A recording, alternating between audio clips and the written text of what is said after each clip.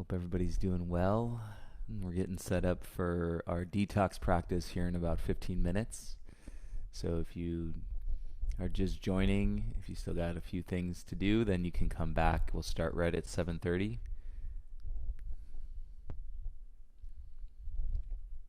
I like to come on at least 15 minutes beforehand in case you have any questions.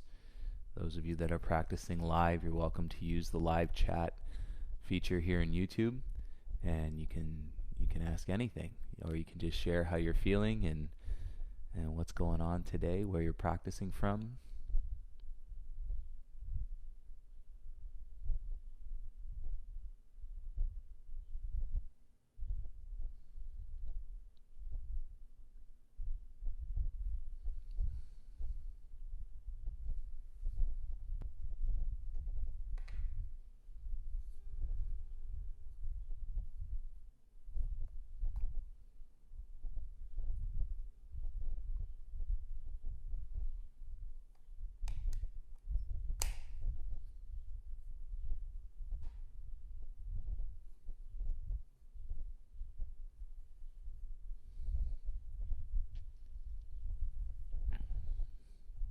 Brian Boone, just thinking about you.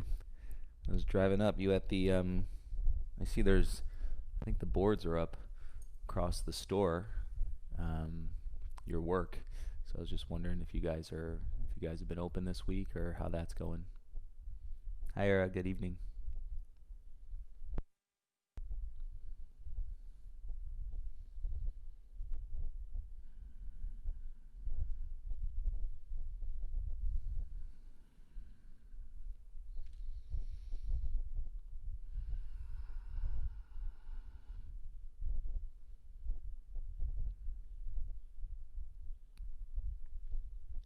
I've worn this shirt a few times, everybody, but it's the Blackbird. It's called Blackbird Pizza Shop down on Melrose. So a neighbor of ours, Luis, is also a student, comes to the studio, loves this practice actually. He loves the detox.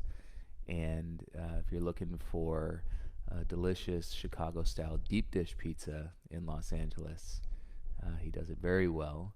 And then when they have the ingredients, I tried the other day, but they didn't have the vegan ingredients in stock. I can imagine with just trying to keep things going.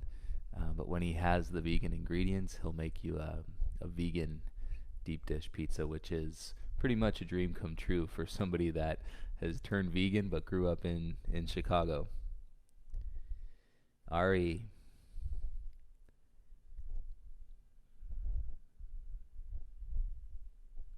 Oh man, you tried to get one? I tried the other day too. Yeah, Boone, open but slow at the store. Can imagine, like no business is equipped to operate at 50, 40, 30%. Like that's what everybody works so hard for, is to build a service where there's engagement with your clients, and that flow, and continuing to build that flow. And it's a massive reboot. And this whole thing is a hard reboot. It's not like the friendly way of shutting down your computer and restarting. It's like pull the plug out of the wall, right? Lose everything and then start over again. So I know that's happened to several people, and it's important to acknowledge the feelings that come along with that, if those are some of the conditions that you're sitting in. And we'll invoke a lot of patience, and not only talking to you guys and talking to myself. We had a studio that we've been nurturing and growing for the last 3 years, and you just start to feel like the community is really starting to develop and support itself and each other and the community at large in Los Angeles, and then you start connecting with people all over the world. So I know we're not starting fresh. I know that we have great collective of students, and it's just different times, and so we can all sit in them together and In Detox we get to sit in them for quite some time, sometimes with our body screaming at us at the same time. Hi, Emily.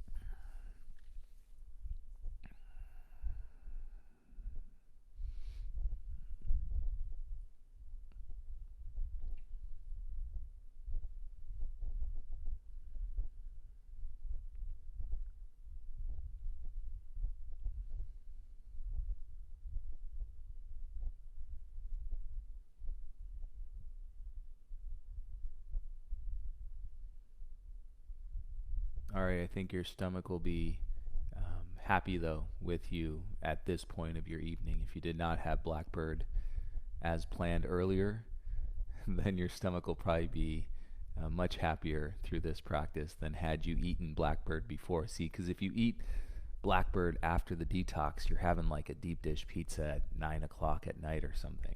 I mean, which we can do. It's always, I took a friend there once and we went at like lunch hour. It was pretty empty. And we sat down and we realized after we ate the full deep dish for lunch that we had just pretty much, X'd out the rest of the day. We went back to the studio. We were like lying on the floor, food coma.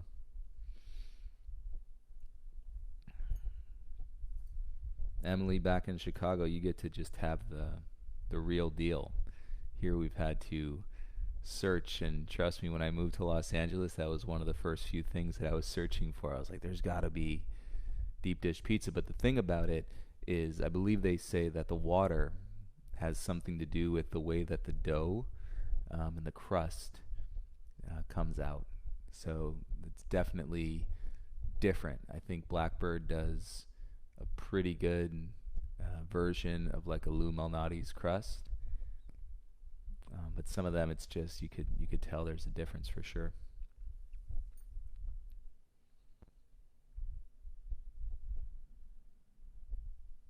Good question, Ari. Difference between fit and flow, there sure is. The fit class is designed to not put as much stress into your shoulders, into your wrists.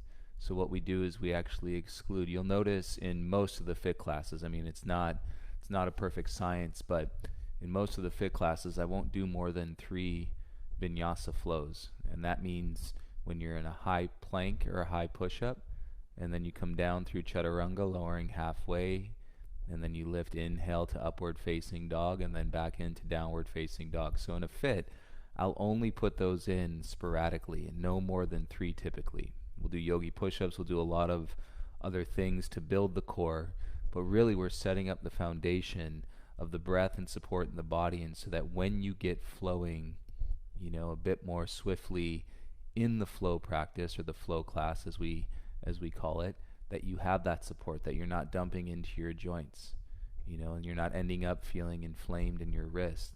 And so we do a lot of centered work in fit. You don't fancy it up too much with sequencing. Of course, I'm always exploring our bodies in different ways like we did this morning, but flow is definitely going to be the place where we can develop a little bit more intricacies around the sequence, and I can connect a few more poses together on one side of the body, and then we're always coming back through and doing that up dog flow transition into your down dog. So that's the way that I describe it. Fit builds a solid core, it builds breath awareness, and it doesn't overwhelm the mind with the complexities of so many different parts and pieces moving, because you want to have that ingrained in your body once you get into a next tier kind of flow vinyasa practice. So it's all vinyasa, and we're just stripping it back a little bit in fit, adding some more on in flow. And then at the studio we also do a class called power. So what I've been doing here, I haven't labeled the class different as power, but I've been sprinkling in some powers into the flows. But at the studio we have a whole nother class called power, and a whole nother class called the 90. And so these are just additional ways to advance. It's not that you have to be advanced, it's just advancing the direction of the practice. You could do all of the classes, hands down, listening to your body, because you'll know where you can go based on the fit. You know where you can stay, and you know what it means to listen to your breath as you're moving your body. And so then you'll just see it continuing to open up, which is a lot of fun. So good question. Hi Anna, good morning. Good morning. Good evening. Oh, Pequods, yes, Emily. That's my late uncle. His favorite pizza.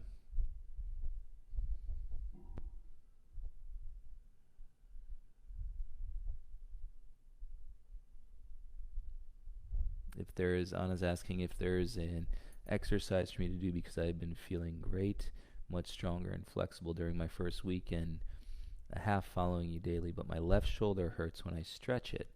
This pain is not new, but I feel it more now that I'm stretching more often. So the thing about the shoulders is it's very common in the vinyasa practices to dump weight into your shoulder, or um, losing the containment and the activation of your core, where more weight is coming into the shoulder, which means your shoulder muscles have to work a little bit more, when in actuality you want your shoulder muscles and to open up, right? They're going to support, they're going to create a stability, but you want the majority of the strength drawn from your upper back. And so, for example, if you're feeling your shoulders quite a bit, it could be as simple as adjusting your down dog. So instead of having your hands right and shoulder width distance apart, you might take your hands a little bit wider or turn your middle fingers out slightly. And so our bones are all unique in how, so bones connect through joints and then another bone in between two joints. And the bones have some twisting elements to them. So if you play, with turning the middle finger out a little bit, that might set the elbow in, that might allow the shoulder to turn out. So our bone structure, we have to kind of learn. And so that if we're, just digging into that bone structure, then we're basically sticking ourselves in that place, and then all those little muscles are stressing out basically. They're not forming and connecting with the space and the openness and then the strength of the bigger muscles in the body. So when it comes to shoulders, and try taking your hands a little wider, turning your middle fingers out, and that'll create more space and strength across your back and your neck.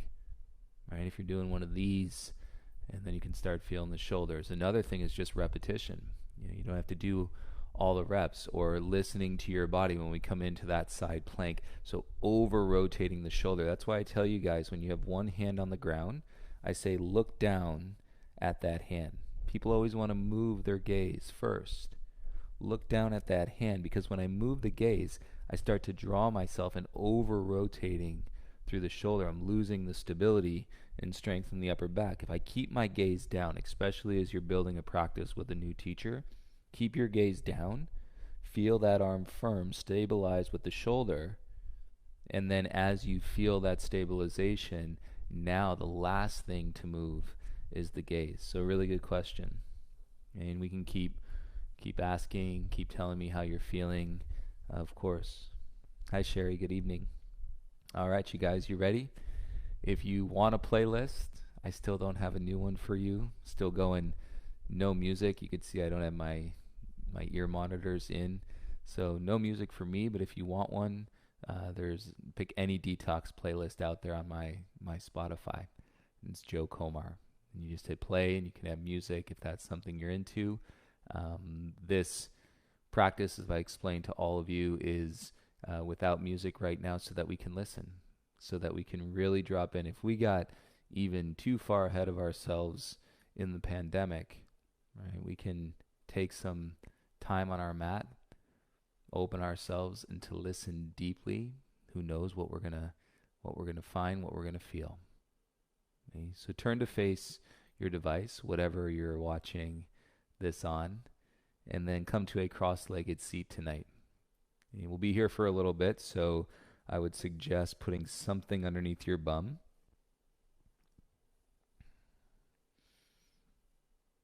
Hallie, what's up? PG. Derek, it is hot. It was a hot day today. Got in my car after the morning class, and this wasn't the outside temperature, it's the boiling hot temperature inside your car, and it said 115 or something like that. It was hot in LA. Very dry, too. So when you're sitting cross-legged, rather than stacking the shins, because we've got something underneath the bum, so the hips are elevated, you tuck one leg in and then put the other shin in front, turning the tops of your feet down. So this is externally. So from the hips, we're externally opening, and then the shins settle flat. The knees, right, creates this nice Y shape. Imagine from your belly button and draw the lines out to your knees. You got a Y. Y is a letter, and then Y could be a question. WHY. And it's always nice to practice in questions and develop, a sense of clarity through a question without necessarily anticipating the answer. But rather than practicing in a statement, if you practice in a statement, it doesn't really leave a lot of room for your mind. Your mind just believes whatever that statement is that you made up. Think about it, how much shit we make up with our minds just because we want to. So questions are cool. Let your hands settle onto your knees, palms face down. And see if you can explore a bit of lightness and the feeling of your spine. And if you're sore like me, my shoulder blades, underneath the shoulder blades, my bum, my hamstrings, and some pretty deep practices the last couple days. Feel that as well. Take a deeper breath. You can feel it fill your chest. And on your exhale, join me. Close your eyes. Remove one of your senses. This is a practice in yoga all into itself. Removing one of your senses. Eventually, as we chip away through the awareness of our breath, in this case, observing the inhales and the exhales, and we may notice moments like last night, and somebody had asked, the great question was, did I fall asleep? And maybe I did, maybe I didn't. I don't think so. But what that practice does, it takes you into a place where you withdraw from your senses.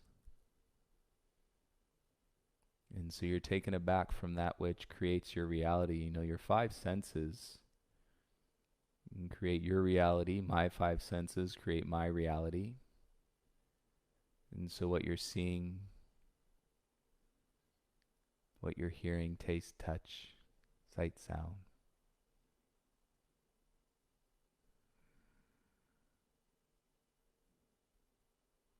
So the reality is actually individualized.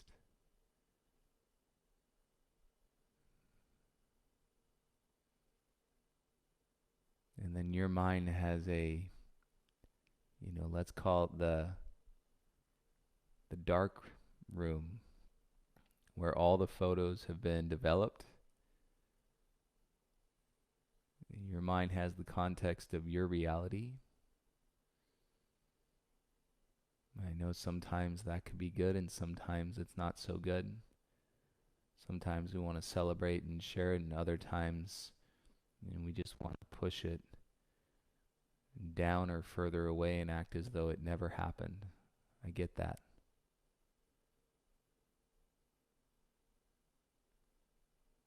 But I encourage you, at least when you're on your mat. Your mat is non-discriminatory. It does not evaluate or measure or judge you in any way. It doesn't blame you in any way. So at least while you're on your mat, I encourage you to let go of the suppression. If you're aware of it, it's easier. If you're not aware of it,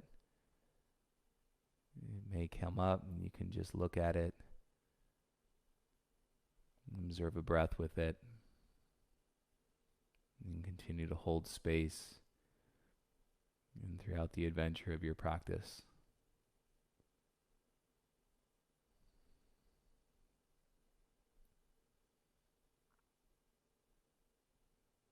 Stay in our cross-legged seat. Open your eyes and take your right hand over towards your left knee. And take your left hand, put it on the base of your spine so your fingertips point down. If that's too much, you can always just slide your left arm behind your low back. And so the back of the hand is coming back around your right side body. And then you're going to let this draw you into a twist. You notice when you meet the resistance, and rather than all this sitting upright as we do in the vinyasa, you can keep your shoulders heavy. We'll keep the torso in the twist, but you can let your chin come down towards your chest. And then you're welcome to close your eyes.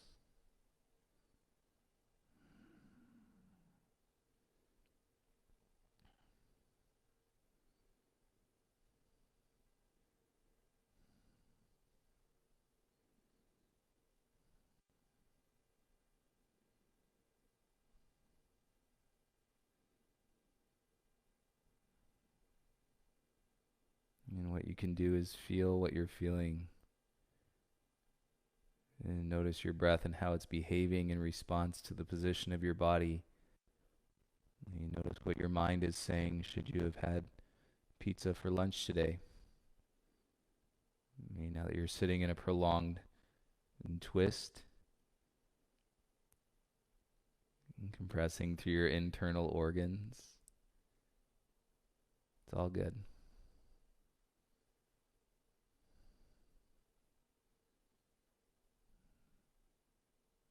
Let's be honest, who wouldn't?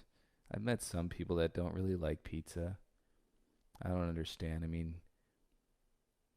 I think the other way, if you could have pizza for breakfast, lunch, dinner, snack, that'd be a great way to go.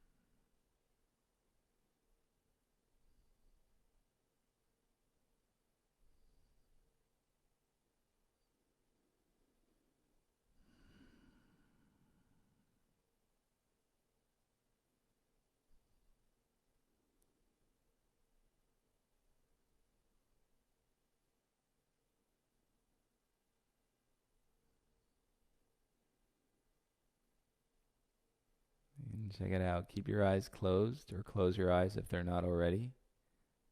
And then slowly just start to slide your hands back. And bring them onto your knees, and you'll feel that wind, that air come back into your body like a sail, set up nice and tall. And somewhere in the next few breaths, and take a bigger inhale to your chest. And then let that detox and release. The exhale itself, in addition to your body's natural ability to detoxify itself, we're actually releasing and detoxing through the exhalation, the carbon dioxide. Feel your shoulders, feel your hips, and perhaps already a little more balance in your mind.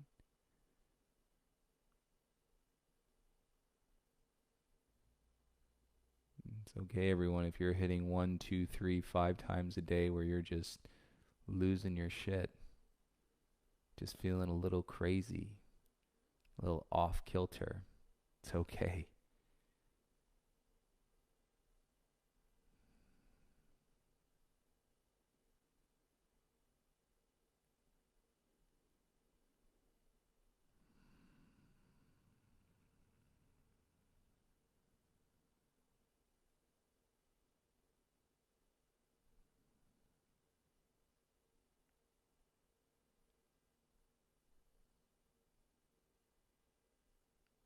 Open the eyes. Let's set up the other side.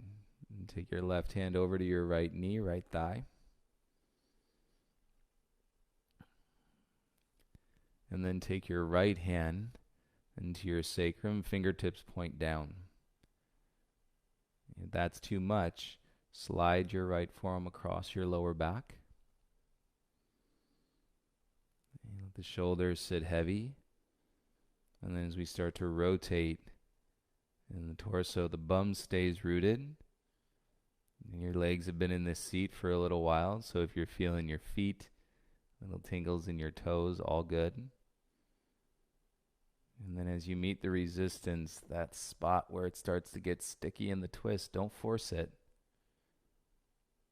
Your hands and your arms will kind of drop you into this space, and then let your chin soften towards your chest.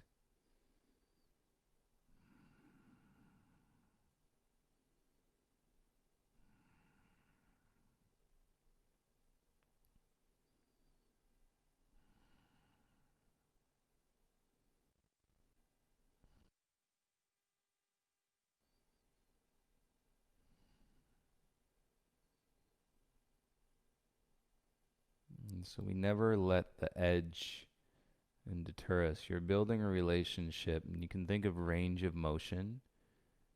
You can consider flexibility. And in this case, in Detox, we become more aware of bone structure and where we're just eventually meeting in that spot where our body isn't going to go any further. So overall in the practice, the acceptance of the edge doesn't mean something that you have to push through, that you have to do better or go further. The edge is the edge. And the acceptance of where you are, and especially when it's not easy, when it's not translated to your mind as, oh, this is easy.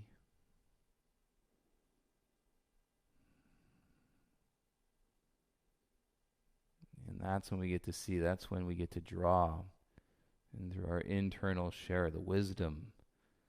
And from within, remember your reality, different than my reality. And yet the beauty of the common thread in where we can all teach ourselves in what it means to host balance and to become better listeners.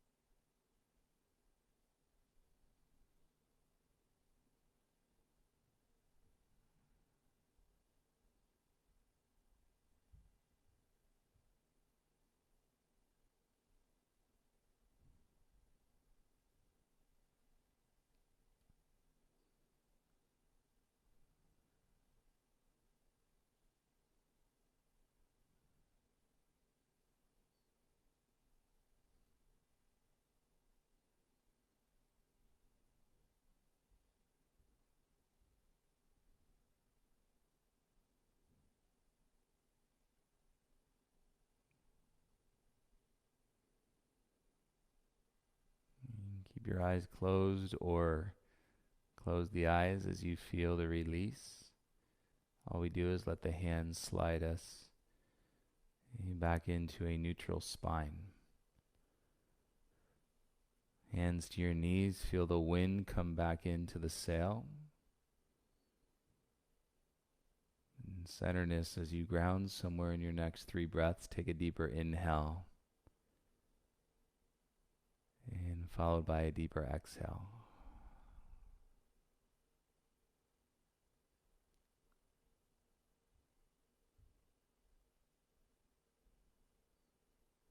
So I know it may sound counterproductive, but when you're feeling crazy, do some twisting. Because twisting is going to exacerbate the crazy, which is good. We want it all to come up to the surface.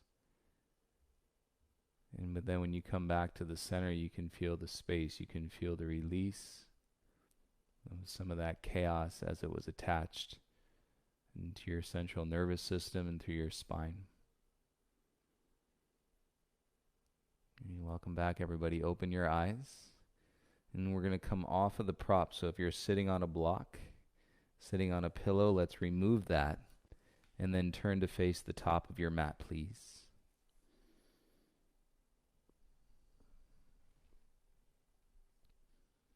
Straighten both legs out in front of you. And you'll feel your hips coming out of that seated position. And then bring the soles of your feet together. Let your knees stay apart. And so we're setting up in a pretty broad diamond shape with the legs. So feet together, knees apart. And with your heels about 18 inches or so away from your bum. And take your hands onto your feet. You're not necessarily pulling ourselves down. Just use the weight of the upper body, the hands on the feet. And to then let your head begin to fall in between your shoulders. If you need to rock once or twice and just get some of the flesh out from underneath your bum, and that may help you feel a little bit more settled and balanced on a physical realm.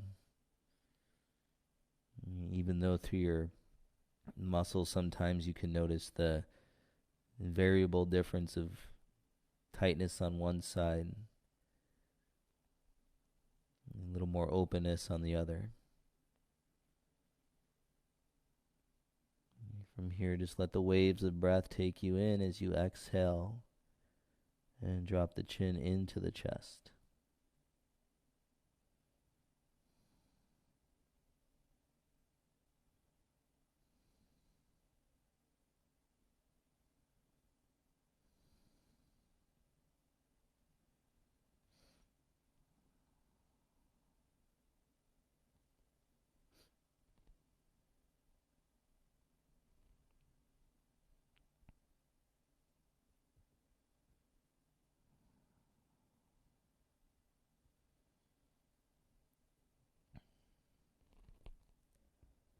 It's very common in forward folds that you're subconsciously biting down through the jaw, gripping, sometimes even grinding the back of your teeth.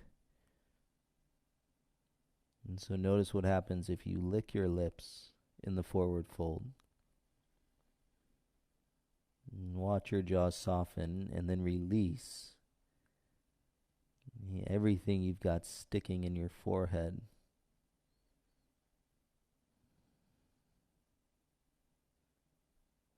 And all the things you thought may have been so important, which they could be. But when you're on your mat, you want to lessen the attachment to the importance. And let your body soak up the experience freely. And then whatever the mind needs to do after the practice, you will have no problem doing it. It'll probably even do it a little bit better, with less steps and more clarity.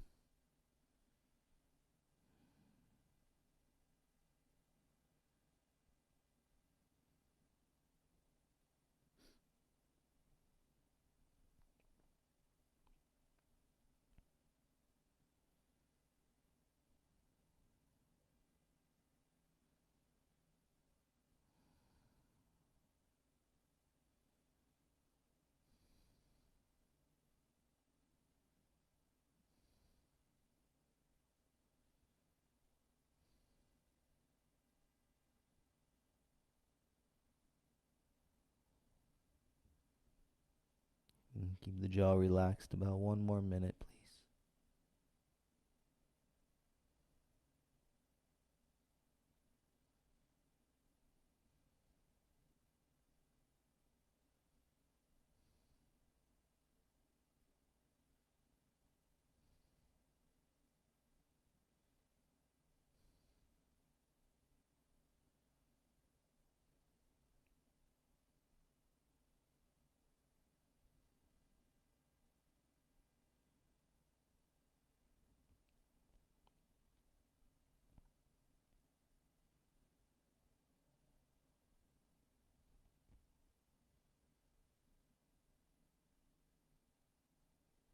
Hopefully it's peaceful around you, because it's really nice to absorb in the quality of the peace around you when you're in a forward fold.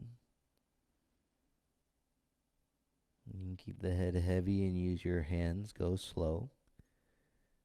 And then begin to roll yourself back up one vertebra at a time.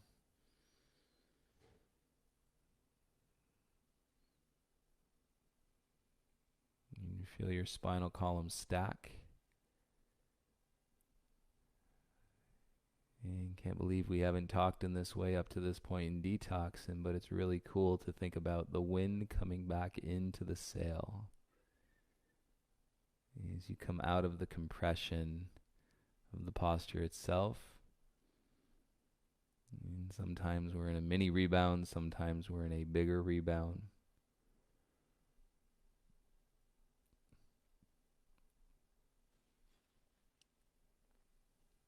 And let's go ahead and let the legs straighten out in front of you. You're going to keep your left leg straight. Lean to the left a little bit, and then bend your right leg and tuck the foot. Place the top of the foot into the mat. If that's too much, you could always stay on the inner edge of your right foot, so just turn your toes out and feel to the inner edge of your right foot. Again, if you can, and point the toes back and set your pelvis just inside of your right heel. As your hips get heavy, and we're going to twist off to the left. Come down onto your left elbow. And this posture is opened up quite a bit in the body. All these practices and detox, getting the quads. So right now, we're giving some love to that right quadricep. And hang out here on your left elbow if you need to make any adjustments. And then your right arm just drapes over your chest and your head can rest. So you can get a sweet secondary sensation in the right side of your neck. And if you let your head fall over your left shoulder.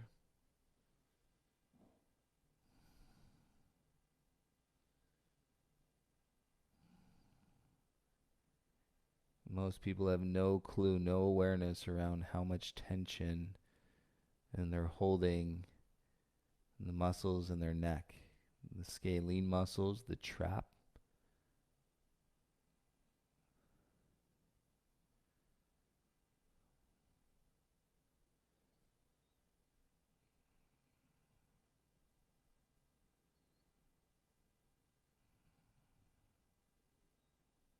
And this can be a really good one if you have been feeling your shoulders in the flows. And the cool part is you didn't even know this feeling was there. You had no idea until you got to this position. For whatever reason, this combination. When I talk about combination, I'm talking about you arriving in this moment in your life. There's so many other places that you could be right now.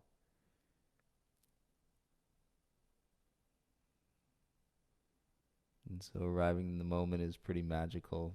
And when you start to realize and understand what the moment is.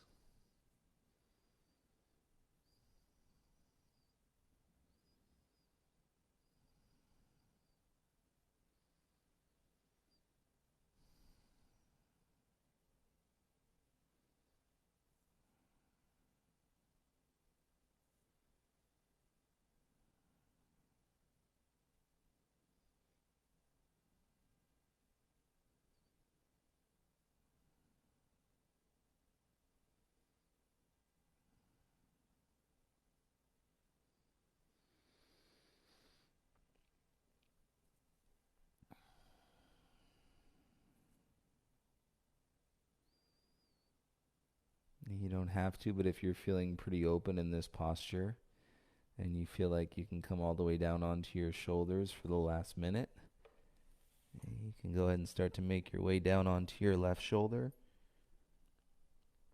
And with your right leg tucked, open across the chest and come down onto your right shoulder. You don't have to. And it's okay if your knee lifts a little bit.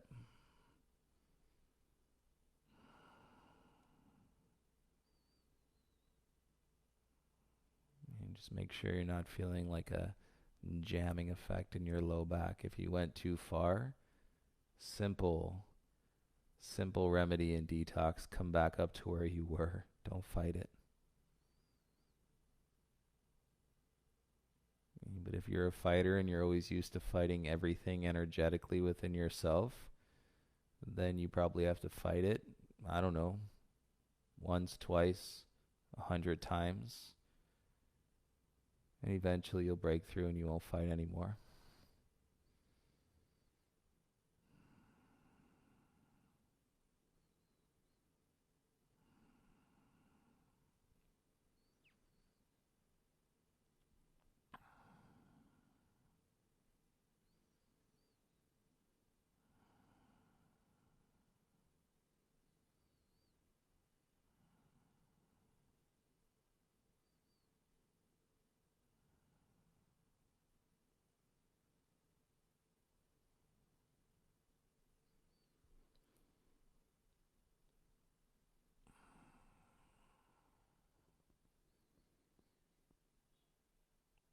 If you're down on your shoulders, all you got to do is just roll onto your left side a little bit. And then you can release your right leg. If you're on your elbow, lean to the left, release your right leg, and everybody make your way down onto your back. First, bigger rebound of the practice. And feel your right leg go straight. Take it slow. Adjust your hips and settle and soften here. At center, you can rest your hands onto your belly. You might feel good to let your chin fall off to the right, because remember we had the head falling off over the left shoulder. And so chin to the right can shorten the muscles in the side of your neck, and that can feel really good right now. Everything flows back through your heart. And take a few moments here and observe.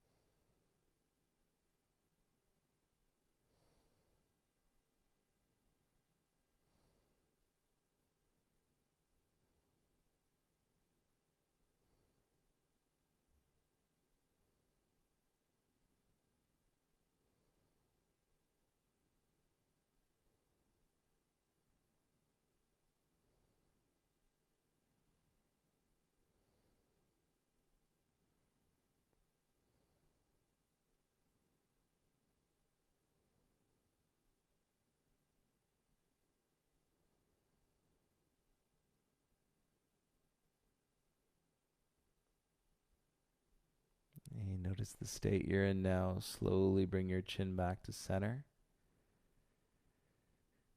And I'll draw you back to reality. A lot of times people in practice are like, well, that's not real. That's my yoga practice. Well, if you're open to it, your yoga practice includes everything in your life. And what you're feeling here is as real as anything else and that you experience. This is what you're doing right now.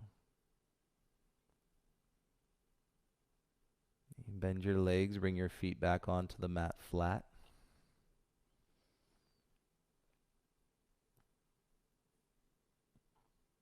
You'll feel your right leg, remember your quad. And quite open, bring both knees into your chest. See if you can still notice that difference between your right leg and your left leg. Little squeeze thighs into your belly. And then tuck your hands behind your knees. And just one time you're going to rock up to a seat. And let your legs come out straight in front.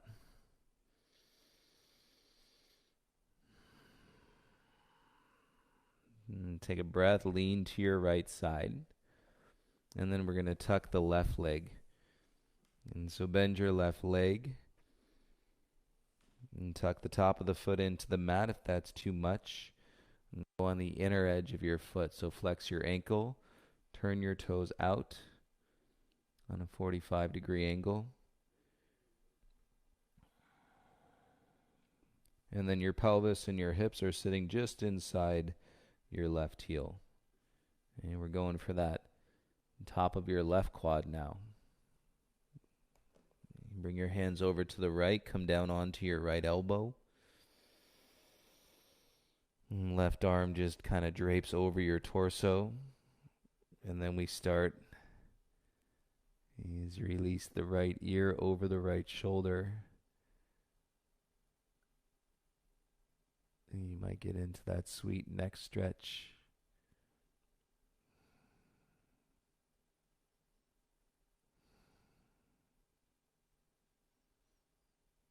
You can always blossom your curiosity when you feel something that you weren't feeling before.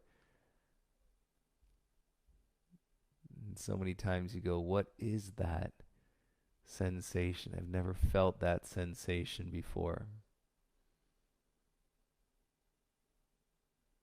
And then you have to figure out or ask the question as to why you would simply stay and observe the sensation.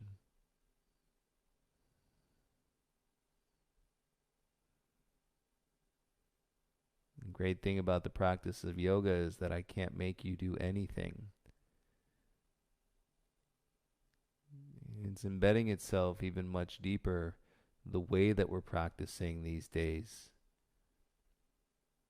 Because there's a tactical influence, just a physical influence when we're in a room together, when we're in the studio, and I'm walking around. There's just something else. It's just part of being human. If the teacher is standing close to you, you're probably going to try a little bit harder. So now that you're all doing that exploration of your edge, this is really in setting the framework of the practice deeper within each of you, which is really cool.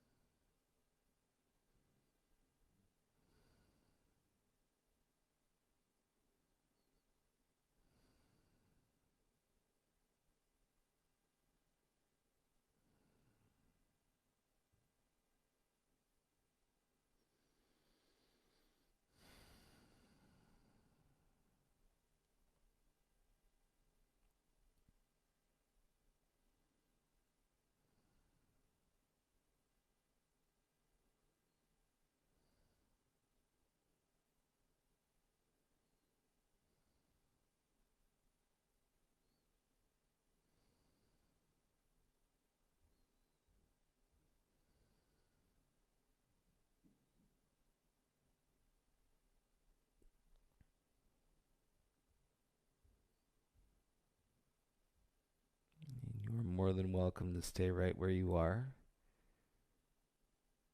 If you'd like to explore coming down onto your shoulders for the last minute, and come down onto the right shoulder first. And then open across the chest. And let your left shoulder roll down into the mat. Your left leg is still tucked. Normal if the knee is lifted off the ground. You'll feel that deep flexion. And through your left knee, feelings into your quads. Settle the best you can. And we'll stay for the last minute here. Relax any grip in your fingers and your jaw. Down into your feet, into your toes.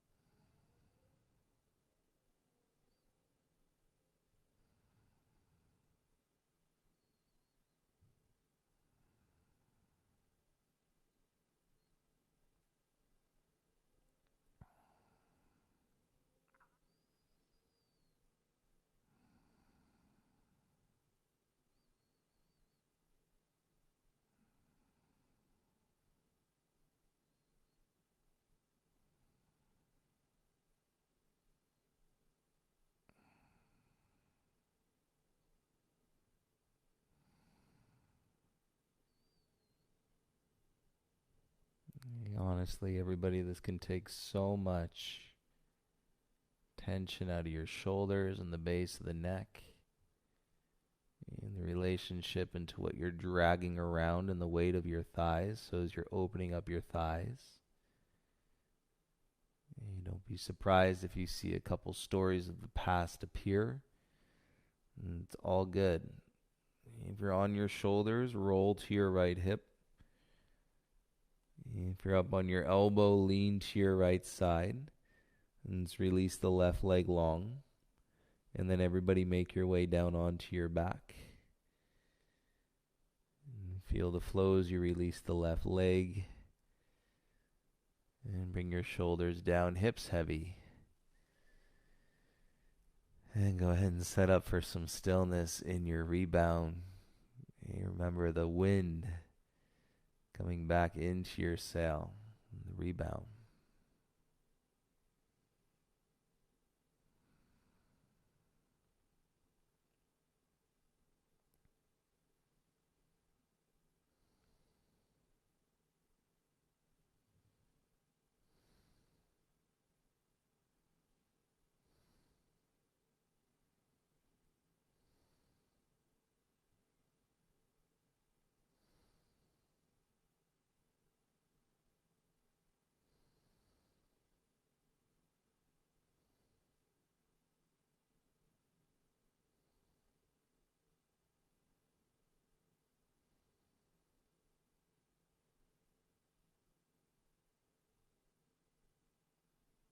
And wherever you went, bring yourself back to a breath. And it's just good to know and see that in your reality you can go there. You can go places deep inside. Bend your legs, bring both feet back flat to the mat, please.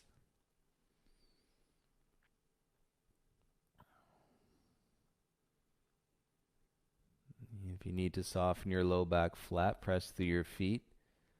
Lift your hips an inch and then slide your tailbone forward and bring your low back flat to the mat. And let's set up as you draw your feet off the ground. And then reach your arms through your inner thighs. Take your hands onto your ankles, or you can reach up, slide your fingers around the outside edges of your feet. And you're coming into a yin version of happy baby. So it means connecting the hands to the feet, but we're not necessarily drawing or pulling with the arms.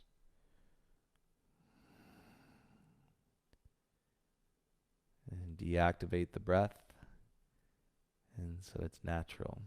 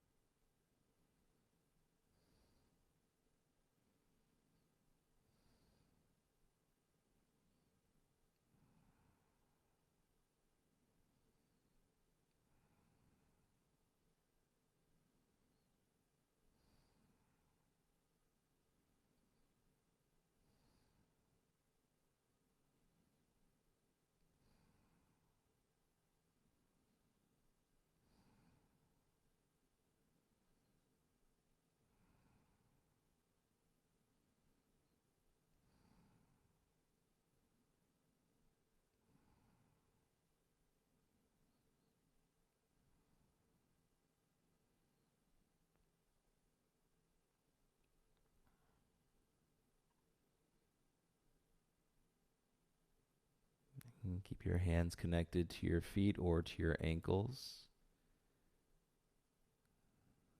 And observe the mind and your thoughts and wherever they're at right now. And stay in this position with your body.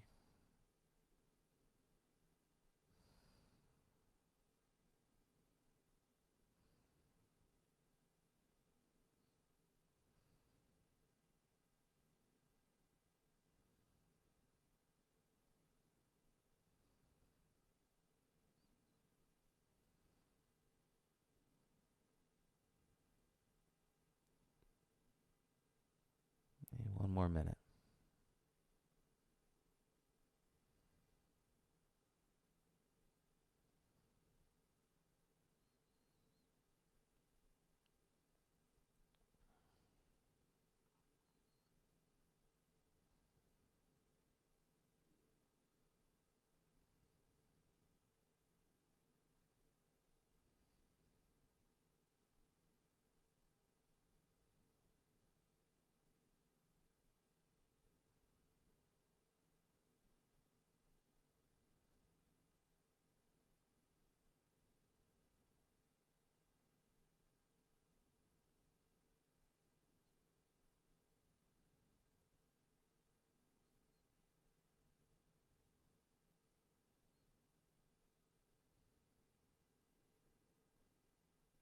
And that's about a minute, everybody. Start to bring your heels down. You can release the hands from your ankles or from your feet. And then go ahead and watch that flow come back through your heart and straighten your legs out onto your mat. As you release the hip crease, take your arms over your head and keep the elbows and the arms bent, and then let everything get heavy here. If you need to wiggle your toes on both feet, do that. And then go ahead and rest here in the stillness.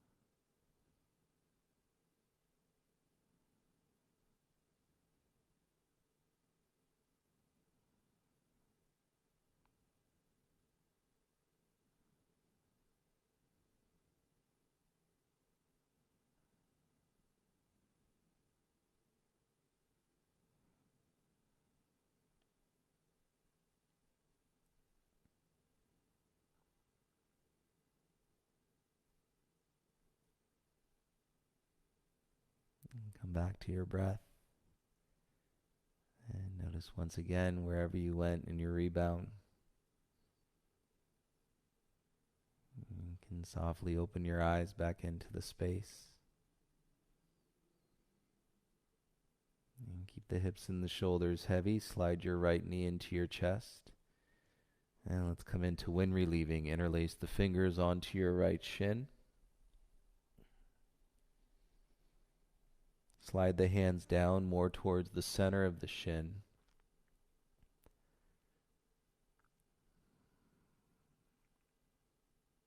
Relax the toes, relax the ankle. If you need to take the knee out a little bit wider or bring it in a little bit closer, you can feel when you clear the bone structure of the hip.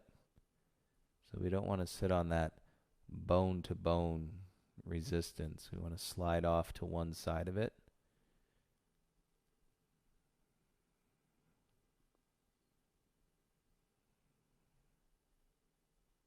And then go ahead and meet the resistance and the stillness.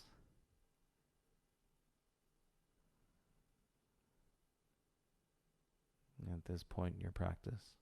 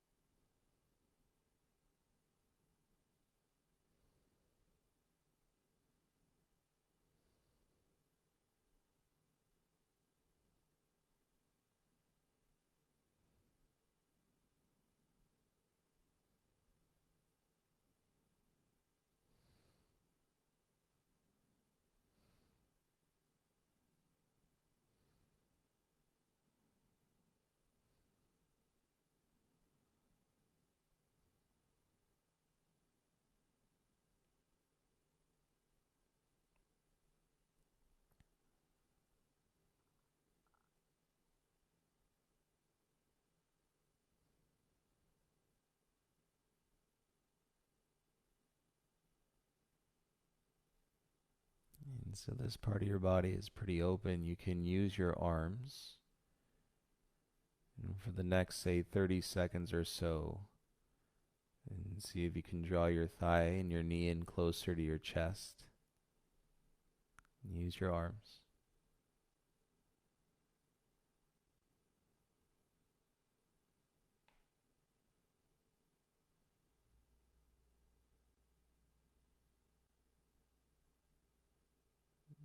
And so your reality isn't a static, a nature of your existence. It's dynamic, and you're able to see in the evolution of your reality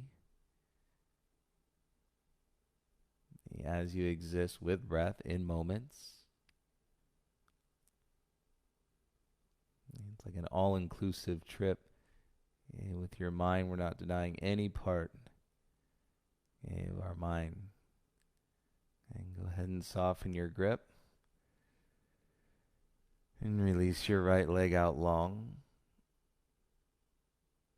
If it feels about a foot longer than your left leg, that would be pretty normal at this point. And lie here in stillness, feel this.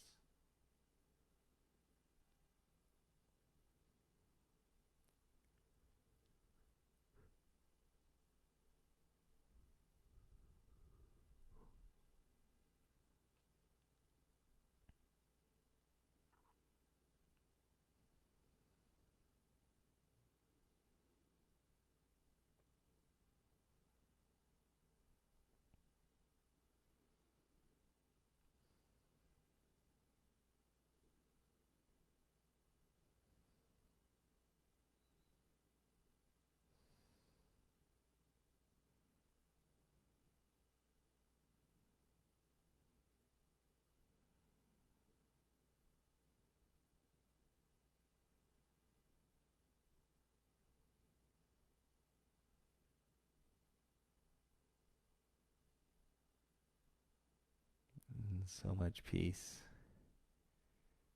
Or at least more peace now than what we started with. Let's bring the left knee in towards your chest. Interlace the fingers over your left shin. And slide the hands down the shin a little bit more.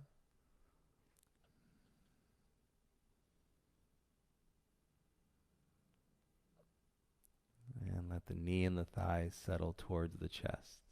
Take the strength out right now. You feel if you need to clear the hip and take the knee a little wider. And you can do that.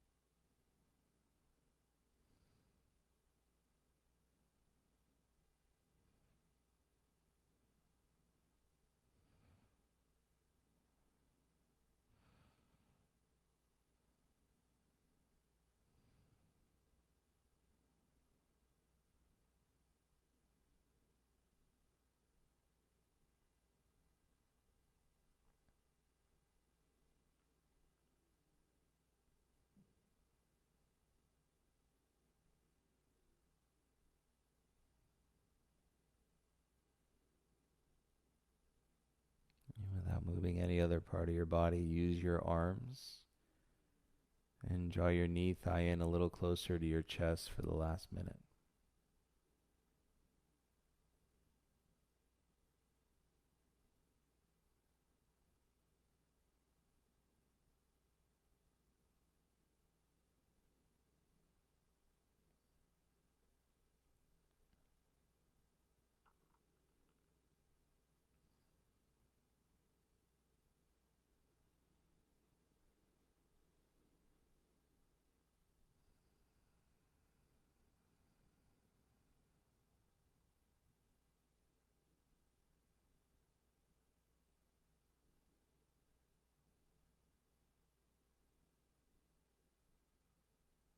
As slowly as you can, begin to release the shin.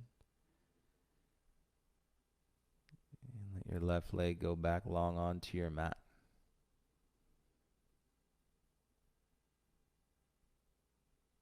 And the heels settle, the big toes fall out. And you can rest your hands on your belly. Let your elbows touch the ground. And so you can really feel the focus on softening the shoulders, the back of the neck, every muscle on the front of your face here.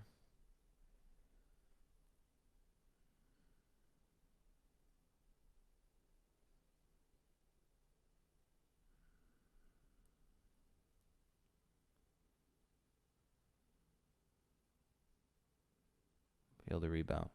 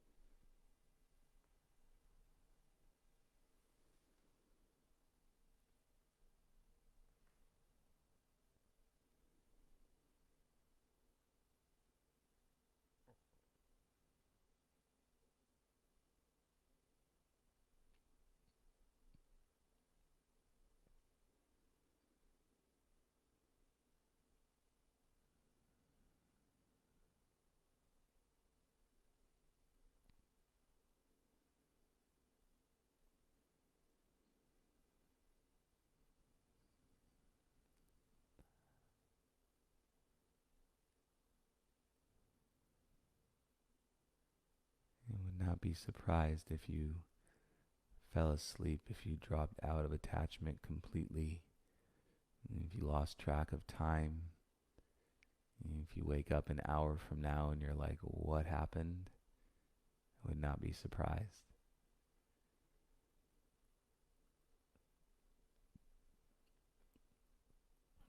If you're awake lying in your Shavasana, that's about 5 minutes. 5 minutes in that rebound. See what it felt like.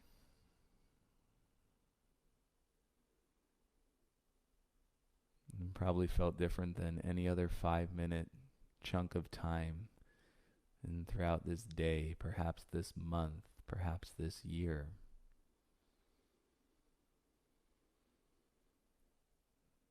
And so while sometimes we revisit the old and things come up, it's just so beautiful.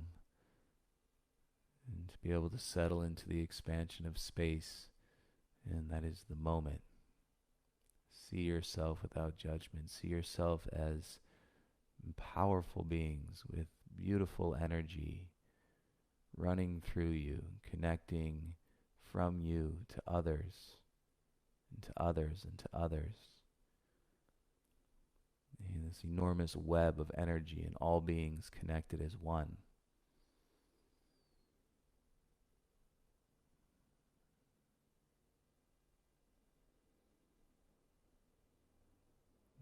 So please, you're welcome to stay as long as you'd like. And if this is the end of your day, have a beautiful rest. And if this takes you into your day, enjoy it. And see how it goes. Until tomorrow, everybody be safe. And lots of support, lots of love, lots of peace. Namaste.